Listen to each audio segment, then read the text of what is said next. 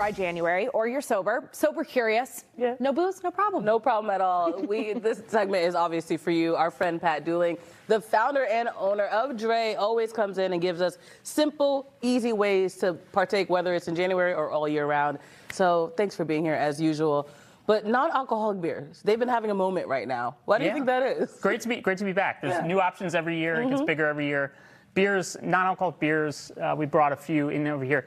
We sell a ton of these. People love them. People know there's great non-alcoholic beers. But getting into the craft, like niche styles out there are so awesome. Notch, a local brewery, makes a great hazy New England IPA, as well as a crisp Pilsner. We're actually doing a tasting with them this Saturday. So you can swing by and even try it at the South End store. But the beers are fantastic. Can't go wrong with an option in the beer category. Yeah.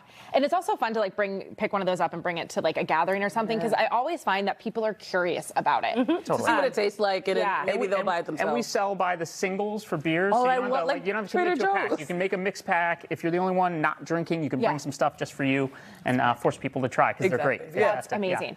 All right, so Pat, I think I've told you this before. I love a non-alcoholic beer, and I am on the hunt to find the perfect non-alcoholic wine. Because a lot of times people will complain it just tastes like juice, but you have a few favorites here. Yeah, I mean, the wines keep getting better every year. They keep investing in technology to de-alcoholize them better and better. So we have some great traditional wines we love.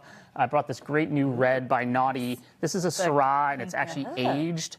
Give it even just a smell. You can sort of get right away. Yeah. It's like you're having a great glass of real wine. That does smell like wine. And they are real wine. So all they're doing is making the full alcoholic version and then gently removing the alcohol and trying to preserve everything you can out of the wine. It's like communion. We're passing the wine. No, that actually tastes very nice. These get better and better every year. But if the regular wines don't mimic it enough, there's great wine alternatives too. So we have stuff like a brand called Muri or Nan, and these are equally as interesting and good, but they're not trying to be exactly like that regular wine, so you don't set yourself up for disappointment. That's not bad. I love that. Yeah. Okay, and you guys have all of these options, and people can talk you through what you're looking for. Absolutely, yeah. We guide people through every day, trying to find something. If you walk through our doors, we're going to find you something that works for you and your goals. Yeah. Zero proof cocktails. A lot of people get iffy about it because they want it to taste similar without obviously the repercussions of alcohol. So what are your solutions for that? Yeah, and cocktails can get boozy when people are mixing them up. I mean, and cocktail culture is so fun and great. It's a great activity, not just like the drink. And so we love doing that.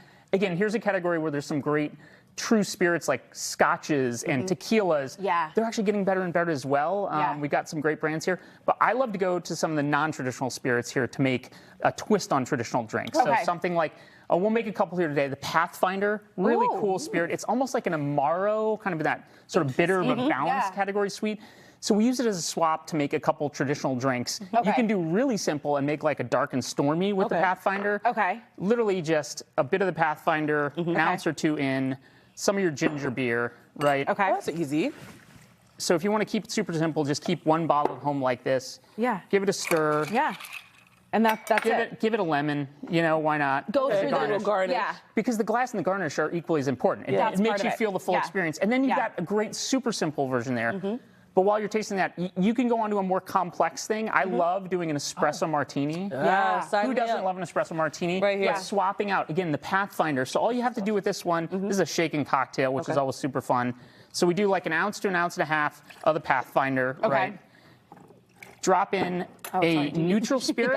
We use another neutral spirit, something like a seedlip. So this is kind of vodka-like in its essence and spirit. Vodka itself is pretty flavorless, right? But it sort of balances out the cocktail. Kick in a bit of that. And as you're wrapping, we know we can find you on Instagram at Dray Drinks. You have a lot of events that come up on a regular basis. Yeah, and you guys can sign up for their newsletter too, which is awesome. You can find out about all of the events that you guys have coming up, like your beer tasting this weekend. All right, Pat, we're going to let you mix that up for Kwani. Thank you for watching. We're going to shake up the espresso martini and give this a try. That's for me. All right, guys, we'll see you back here.